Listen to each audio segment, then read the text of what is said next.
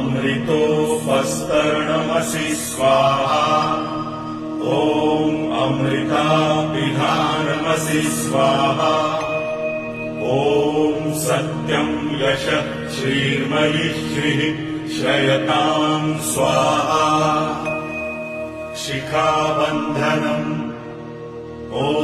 चिद्रूपिणि महामायै दिव्यतेजः समन्विते इष्टदेवी शिखामध्ये तेजो वृद्धिं कुरुस्व मे प्राणायामः ॐ भुः ॐ भुवः ॐ स्वः ॐ महः ॐ जनः ॐ तपः ॐ सत्यम् ॐ भूर्भुवस्वः तत्सवितुर्वरेण्यम्